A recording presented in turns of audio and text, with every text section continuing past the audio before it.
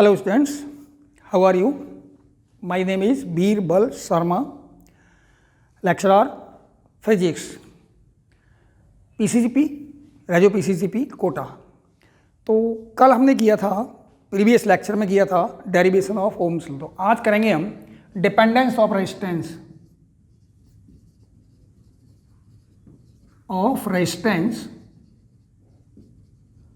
On temperature और इसके अलग अलग topics for conductors, insulators and semiconductors.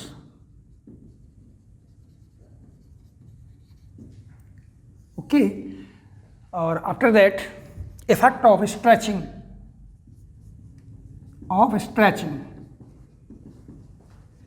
of wire. These are the topics for today's. तो हम स्टार्ट करते हैं effect of temperature on resistance. तो सबसे पहले रेजिस्टेंस के बारे में सोचते हैं। What is resistance? What is resistance? Think about any conductor. ये है, it is conductor, it is connected to a battery, तो current will flow. We know very well current will flow from positive end towards negative end. It means electron इस and से इधर जाएंगे, इस and से इधर जाएंगे, इनसाइड भी इलेक्ट्रॉन्स मूव करेंगे from negative end to positive end. From this end we can say from B to A. Now think about this conductor. It is made up of atoms. Conductor है तो suppose कि इसने एक electron release कर दिया था, it becomes positive ion. इसने भी रिलीज किया था ये पॉजिटिव आयन और ये free electron. It is positive ion, it is free electron. जो सर्कल के अंदर है that is not free to move, ये मूव नहीं कर सकता। और ये इलेक्ट्रॉन है, it is free to move, it can move inside the conductor. Is it clear? Okay, now इससे पहले जब हमने किया था करंट डिफाइन किया था तो हमने मोशन देखा था इलेक्ट्रॉन्स का। इनका मोशन था random as well as drift. Now think about the motion of atoms and ions. They are not at rest, they vibrate about their mean position. ये ऐसे मीन पोजीशन पर वाइब्रेट करते हैं। चलिए, इलेक्ट्रॉन्स यहाँ से आ रहे थे तो दे कोलाइड करेंगे। इट मीन्स इनके मोशन में हिंड्रेंस प्रोड्यूस होगी। This hindrance is known as resistance. तो the hindrance produced by the conductor in the path of free electrons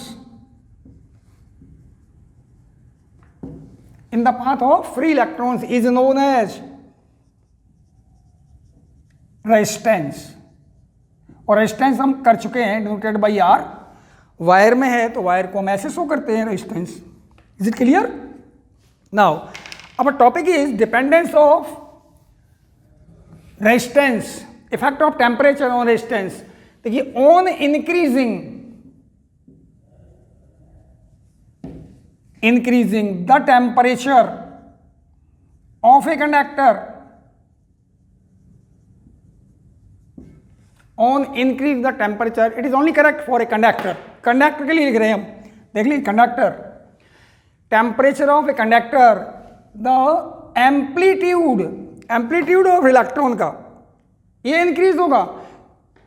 heat से इंक्रीज हो रहा है तो कहेंगे इट इज थर्मल एम्पलीट्यूड। यहां तक वाइब्रेट करेगा तो बहुत सारे और इलेक्ट्रॉन्स भी एक्स्ट्रा हो सकते हैं, they may collide on then the thermal amplitude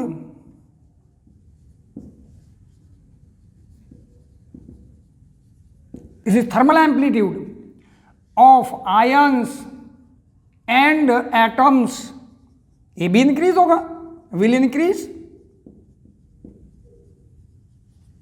Ions and atoms will increase. It means the probability of collision of free electron and atoms will increase.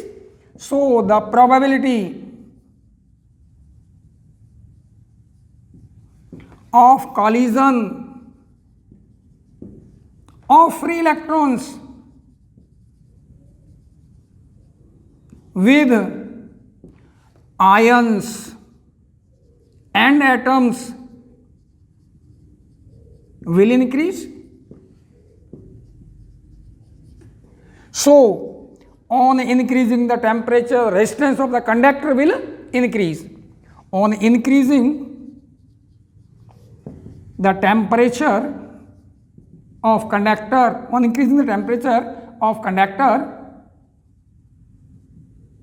its resistance will increase.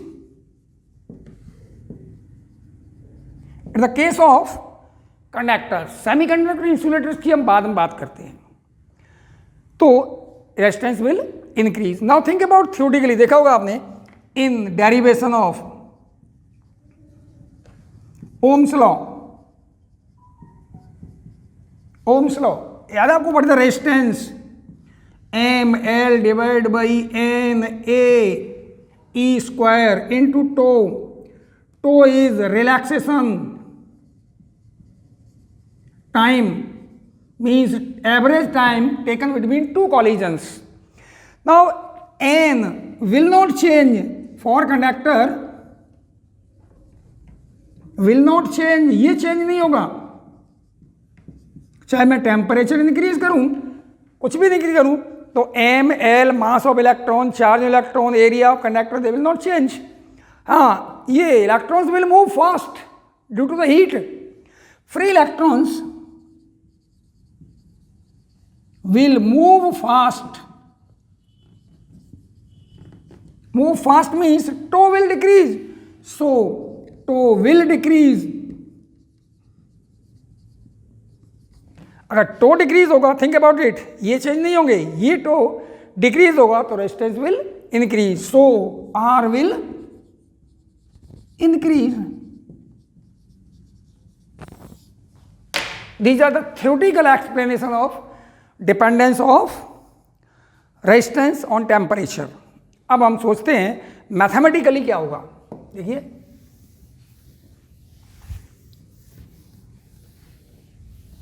For conductors mathematically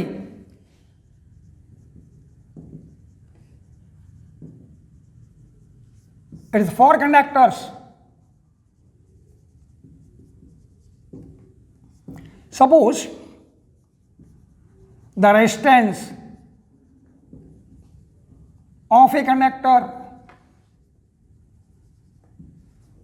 at 0 degrees Celsius is R0. At T degrees Celsius, the resistance of the same conductor is RT. Is it clear? Actually, RT is greater than R0. So change in resistance for numerically resistance delta R will be RT minus R0. R0 means the resistance of a conductor at 0 degrees Celsius. RT means the resistance of the same conductor at T degrees Celsius. Suppose is number 1. Is it clear? Delta R depends on number 1 initial resistance. Initial resistance जितना ज़्यादा लूँगा change भी उतना ही ज़्यादा आएगा. Delta R is directly proportional to R0. Second point देखिए, change in temperature. Delta R is directly proportional delta T. Here delta T is T minus 0. Is it clear? Number 3 depends on nature of material. अच्छा, अगर हम combine कर दें इनको, on combining 1 and 2, it is delta R is directly proportional to R0 delta T, या delta R is one constant alpha R0 delta T. Alpha is constant, proportionality constant. Alpha is proportionality constant. Alpha is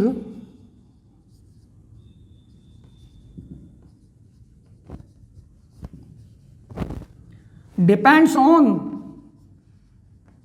nature of material. Nature of material. Alpha की value बहुत कम होती है. Also known as thermal coefficient,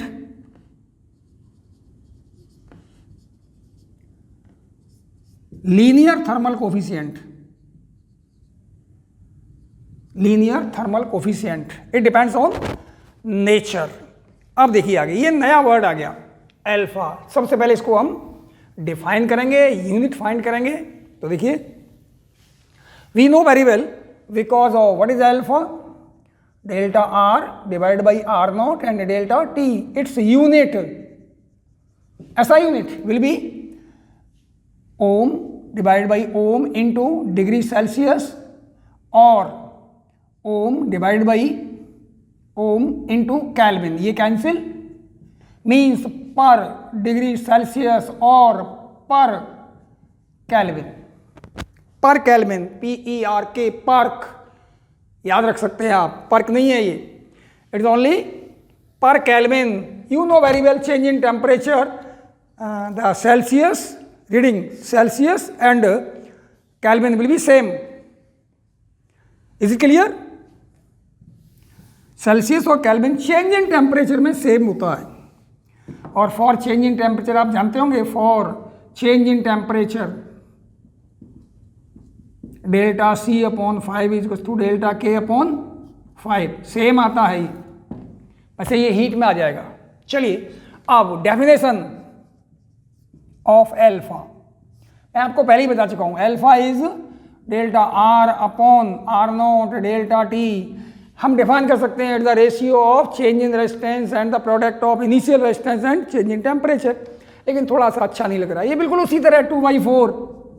actual क्या होना चाहिए 1/2. तो हम थोड़ा सिंपल करते हैं. If R naught is to 1 ohm and delta T is to 1 degree Celsius और 1 Kelvin, same thing, then what is the value of alpha, that is delta R. Change in resistance of a conductor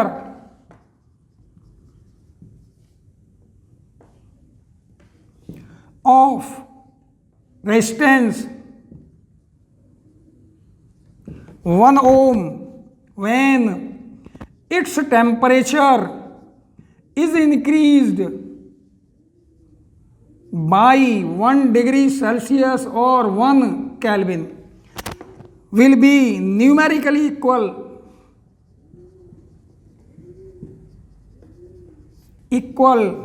to alpha. Is it clear?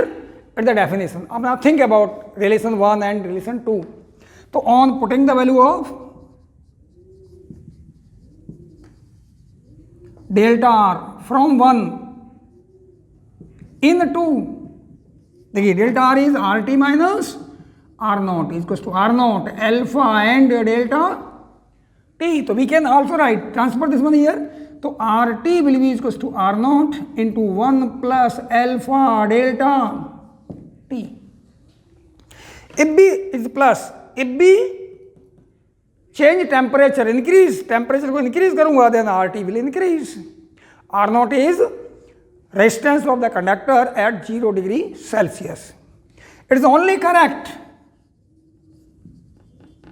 when alpha into delta T is very less than 1. Otherwise RT upon R naught, that is equals to e to the power and that is alpha plus T, e to the power that is log of R alpha into T minus 0. Is it clear? हम इसको use नहीं करेंगे, no need here. आप केवल ये रखिए, it is only correct क्योंकि आपके में टेम्परेचर डिफरेंस ज़्यादा नहीं होगा। When alpha into delta T is very very very less than 1, ये जब भी करेक्ट है। अब इसको याद रखिए, the resistance at lower temperature, the resistance at higher temperature. अब देखिए, अभी मैं plot the graph between temperature and resistance, सोचिए जरा, graph between here is resistance of the conductor, here is the temperature in degree Celsius, not in Kelvin, it is resistance, याद है आपको, at 0 degree Celsius, here resistance is R0, it is R0, okay। Formula है हमारा, ये formula है RT is equals to R0 plus R0 alpha delta T, ये तो मैंने ले लिया, delta T is 0, then this one R0 into alpha delta T. अब इसके बाद क्या होगा, it will be a straight line, is it clear, because RT is proportional to delta T, जितना टेम्परेचर इंक्रीज करूंगा रेजिस्टेंस भी इंक्रीज करूंगा, change होगा। अब थिंक अबाउट दिस, अगर मैं ग्राफ को पीछे एक्सटेंड करूं, it will meet at this point, temperature is negative, what is the value of resistance at this point, at point A, at A temperature is negative but R is equals to becomes 0, मतलब free electrons without hindrance flow करते हैं इस temperature पर, is it clear. This temperature is known as critical temperature। जब resistance 0 होता है, then this property is known as superconductivity, superconductor बन जाता है। This property when R becomes 0 is known as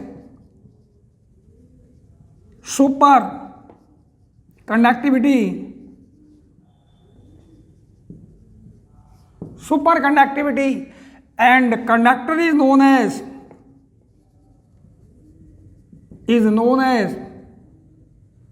superconductor।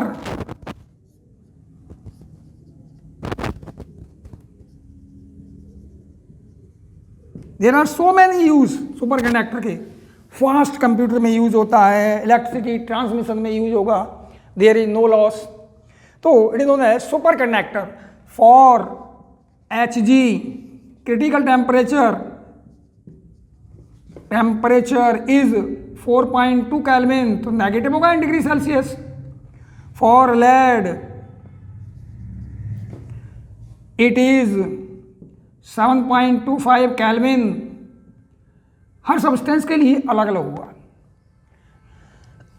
तो this property known है superconductor, this property is superconductivity. Now the next topic is one question on this one. One question.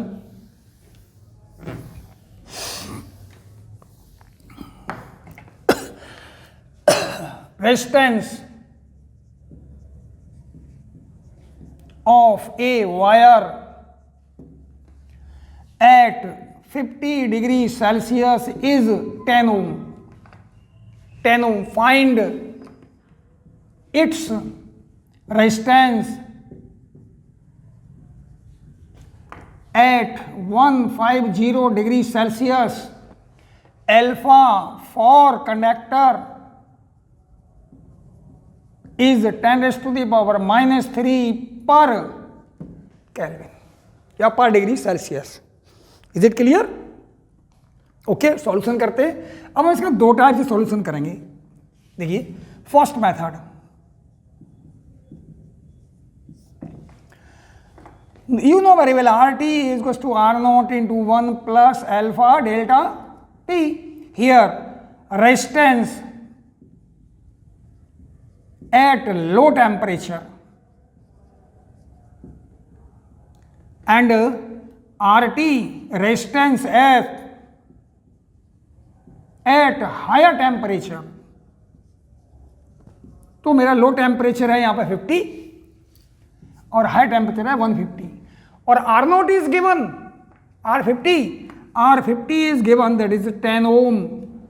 You have to find R150, तो सीधा कर लो ना मैं, R150 is हो गया R50 into 1 plus alpha, delta T means 150 minus 50, 150 minus 50 लिख सकता हूं मैं ऐसा। तो देन देखिए R50 150 is to be find, R50 is 10, 1 plus 10 raise to the power minus 3 into 100, that is R150 is हो गया 10 into 1 plus 0.1, that is R150 is, that is 1.1 means that is 11 ohm. It the answer, it the answer. अब देखिए इसका एक method और करते हैं, कौन सा मेथड अच्छा लगता है आपको, रीजन बताऊंगा दूसरा मेथड क्यों कर रहा हूं मैं आपको। देखिए from second method, from 0 degree Celsius to 50 degree Celsius, R50 is equals to R naught into 1 plus alpha into 50. Okay. From 0 degree Celsius to 150 degree Celsius, मैंने इनिशियल रेजिस्टेंस को 0 पे ही रखा है, जबकि यहाँ इनिशियल रेजिस्टेंस को मैंने 150 डिग्री सेल्सियस ले लिया था। और याद होगा आपको delta R depends on initial resistance, यहाँ ज़्यादा होगा रेजिस्टेंस, चेंज बहुत कम आएगा लेकिन आएगा change. That is R150 is equals to R naught into 1 plus alpha into 150। Okay, R150 divide कर देता हूँ by R50, that will be equals to R naught into 1 plus 10 raised to minus 3 into 150 divided by R naught into 1 plus 10 raised to the power minus 3, alpha is 10 raised to the power minus 3 is given, and that is 50। तो देखिए R150 upon R50 that will be equals to, ये cancel, ये होगा 1 plus 0.150, ये होगा 1 plus 0.050, that is 1.15 divided by 1.05। तो R150 is to R50 into 115 divide by 105, तो R150 that is to R50 10 into, इसको कैंसिल कर सकता हूं मैं, that is 23 by 21, that is 230 divided by 21, ये 11 point something आएगा, somewhat greater than 11 ohm।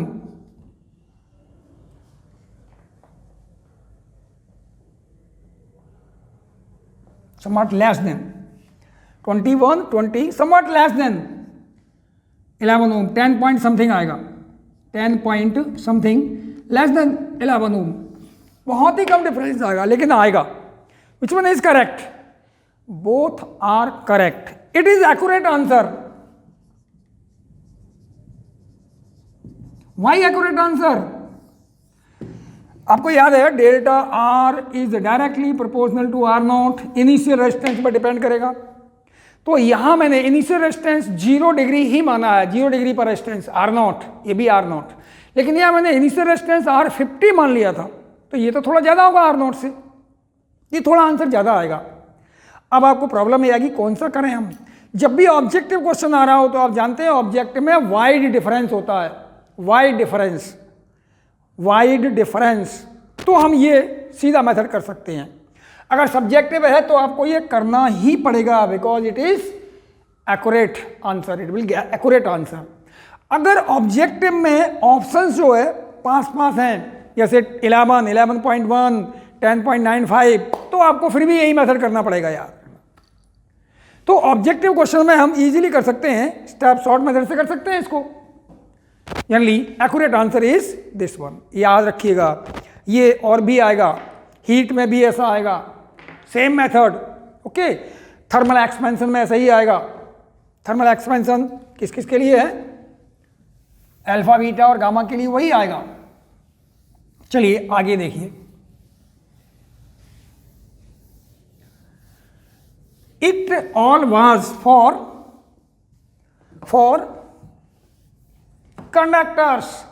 अब देखिए change, effect of temperature on the resistance of semiconductor and insulator. Semiconductors and insulators, you know very well what are conductors through which current flow easily. Insulators, इनसे current flow होता ही नहीं. Semiconductors कुछ part current, electricity, current का flow होता है. Conductor से कम flow होता है और इंसुलेटर से ज़्यादा फ्लो होता है. They are known as semiconductors. अब हम रेजिस्टेंस का टेम्परेचर का इफेक्ट देख रहे हैं. आप देखिए, अगर देखना चाहें for semiconductors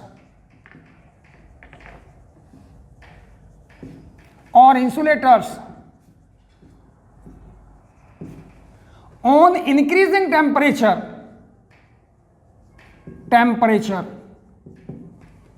the number of free electrons will increase. So देखिए, you know very well R is equals to ml divided by n into e square, n into e square into a into tau. अब n increase होगा then definitely R will decrease. Increase. So on increasing temperature of semiconductors or insulators, its resistance will decrease. ये बहुत important property है ये semiconductor की. Temperature बढ़ा के हम इसको कंडक्टिविटी इंक्रीज कर सकते हैं इसकी. अब जैसे एक एग्जांपल लेना चाहूँ, जैसे germanium GE is semiconductor. Generally जिनके आउटर मोस्ट ऑर्बिट में 4 इलेक्ट्रॉन्स होते हैं वो सेमीकंडक्टर होते हैं. जैसे ये जर्मेनियम का ये है, why they are known as semiconductor, 4 electron है. तो अगर मैं इसकी एक लेयर लेता हूँ, इट इज GE, देख लीजिए आउटर मोस्ट ऑर्बिट में कितने इलेक्ट्रॉन्स हैं इसके, फ्री इलेक्ट्रॉन्स. वो आउटर मोस्ट ऑर्बिट में electrons they are 4 electrons. Germanium 32, total 32 होते हैं outer most 4 electrons.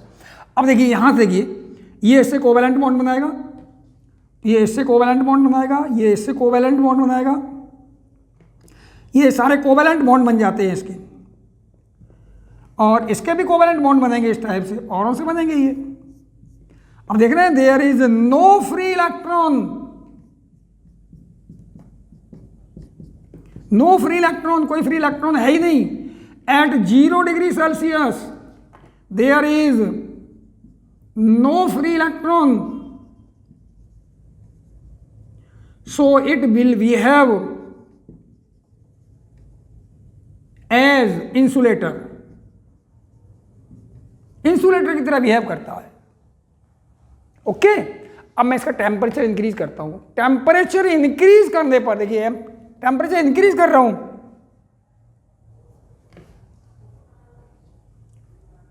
Temperature increase कर रहा हूं, तो देखिए इसका एक कोवेलेंट बॉन्ड, कोई बॉन्ड, जैसे मान लीजिए इसके इलेक्ट्रॉन ने हीट ज़्यादा गेन कर ली तो ये बॉन्ड टूट जाएगा, फ्री इलेक्ट्रॉन मिल जाएगा. इसने भी कर लिया, ये बॉन्ड टूट जाएगा, तो number of free electrons will increase. तो at room temperature some covalent bond will break. So it gives free electron and holes. Holes means they are free, not ion. It is free to move.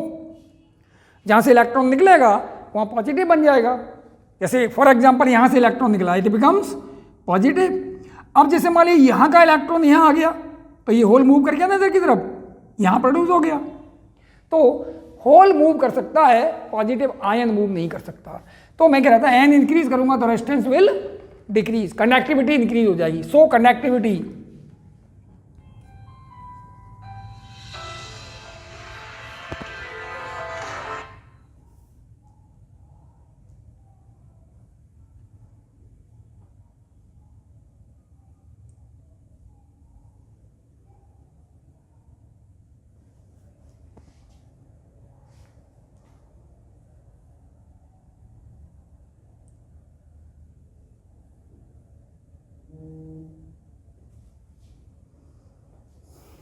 Okay. Now अब mathematically देखना चाहें, mathematically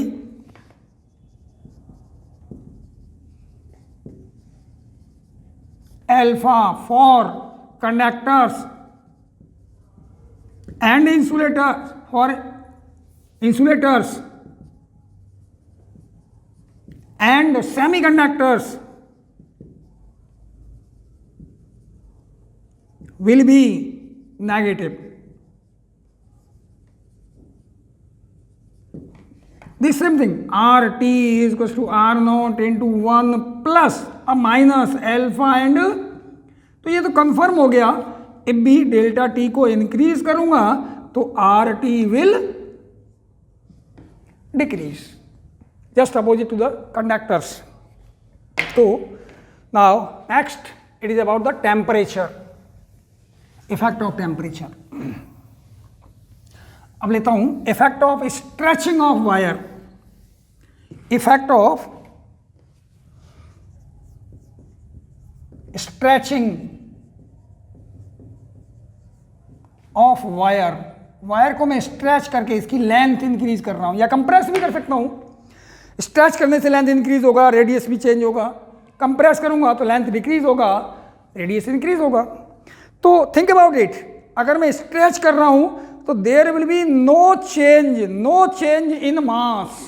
suppose कीजिए it is the wire, मेरा ये wire है, इसका रेडिया cross section area A1, length है इसका L1, ओके, रेजिस्टेंस है इसका R1।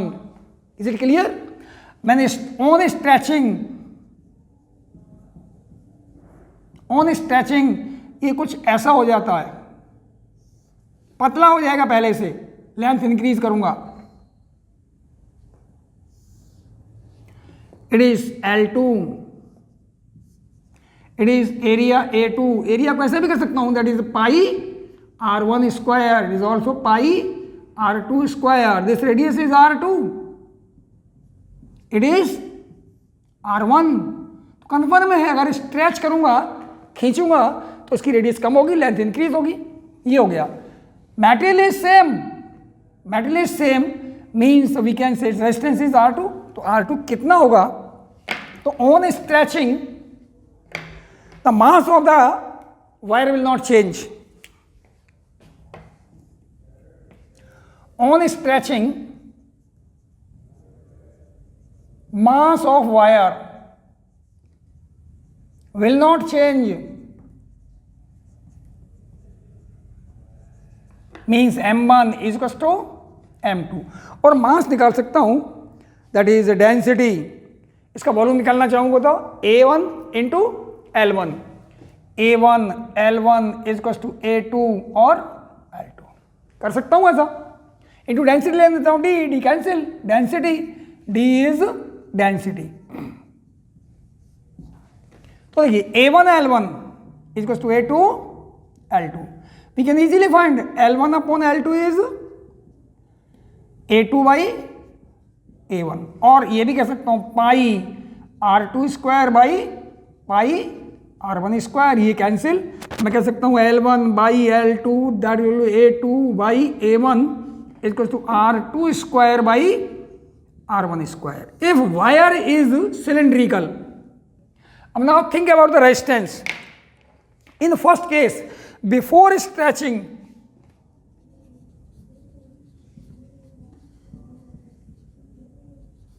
Resistance R is equal to rho, material same है, rho is known as resistivity, rho L1 upon A1. Is it clear?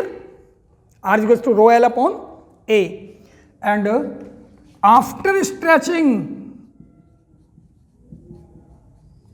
R2 becomes rho same होगा L2 divide by A2. अगर मैं divide कर दूं तो on dividing R2 by R1, R2 by R1 that is rho L2 by A2 into A1 by rho L1, R2 by R1. Is it clear? तो ये rho cancel, it means R2 by R1 that will be equal to L2 by L1 into A1 by A2. It the most important formula. अब आगे देखिए, there में भी two cases. First case देखिए, case 1, if length becomes n times, then what is the value of R2? R2 will be from this one R1 into L2 by L1 into A1 by A2. अब ये value यहां से put कर सकता हूं A1 by A2 before it, because of, याद है ना मास का हमने किया था, कैलकुलेट किया था, A1 L1 इज टू क्या था A2 and L2, D cancel हो गया था. अब यहां से we can put the value of A1 upon A2. What is A1 upon A2? L2 by, put here, तो what is R2? R1 into L2 by L1 whole square means R2 will be R1 because L2 is n times, length becomes n times, so that will be equals to L2 is n into L1 divided by L1 whole square because L2 is equals to n time L1. First case. चलिए देखिए अब क्या होगा. तो what is R2? n square into, most important question, most important formula. Second case देखिए जरा, case second. If radius becomes n times,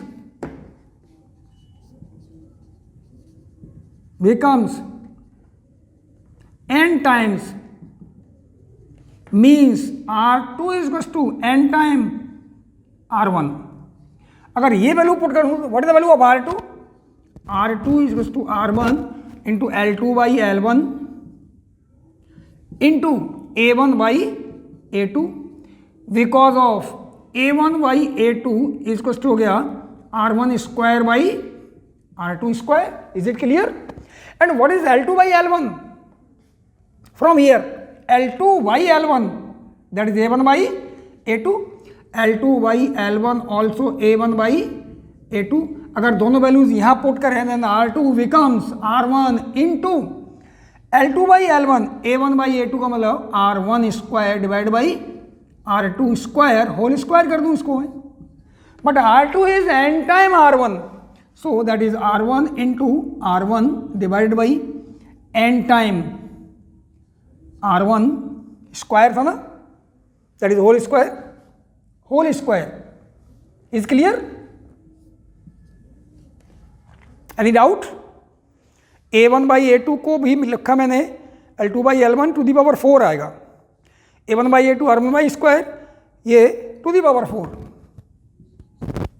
L2 by L1 means we can put R1 into A1 by A2 whole square to the power 4, that is cancel. और we can write what is R2 is equal to R1 upon n to the power, it the most important, n to the power 4. Is it clear? देख लीजिए यहाँ से A1 by A2 ये है, A1 by A2 की value, L2 by L1 भी A1 by A2 है, तो A1 बाई A2 का होल स्क्वायर, ये होल स्क्वायर. क्लियर? देख लीजिए, क्लियर लिख लीजिए यहाँ, that is whole square. Is it clear? तो ये फॉर्मूला भी बहुत इंपॉर्टेंट है, मोस्ट इंपॉर्टेंट। अब एक क्वेश्चन लेते हैं इस पर।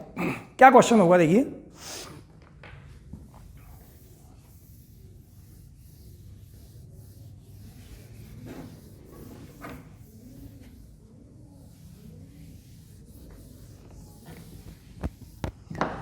resistance of a wire is 4 ohm. On stretching,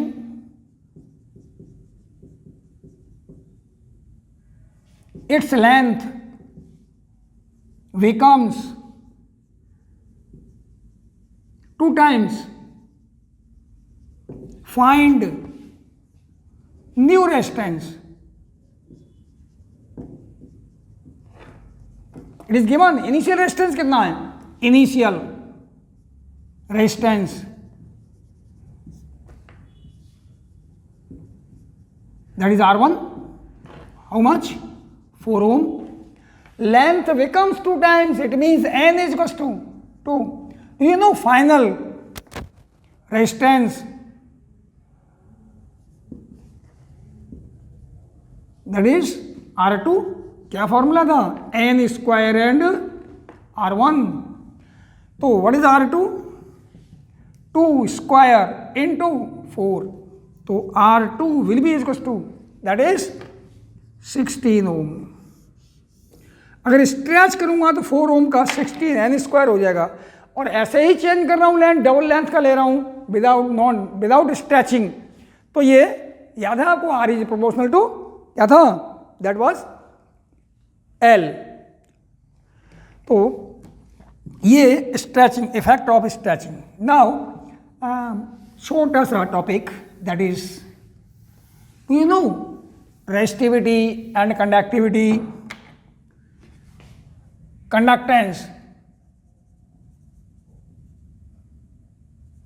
and conductivity. तो सीधा सीधा डेफिनेशन देखिए, the reciprocal of resistance is known as conductance. Conductance और is 1 upon resistance, that equals to 1 upon R. Its unit is 1 upon ohm, that is mho, or simply 1 upon ohm. Now the conductivity, the reciprocal of resistivity or specific resistance is known as conductivity. It is denoted by sigma. So conductivity is 1 upon sigma is equal to 1 upon rho. Its unit is 1 upon ohm into, that is mho per meter. It is a definition of conductance and conductivity. सीधा सीधा reciprocal of resistance is known as conductance and the reciprocal of resistivity is known as conductivity. बहुत important है, याद रखना ये वाला. Okay, now effect of temperature on resistivity. याद रखना, कंडक्टर के लिए बात कर रहे हैं हम. फॉर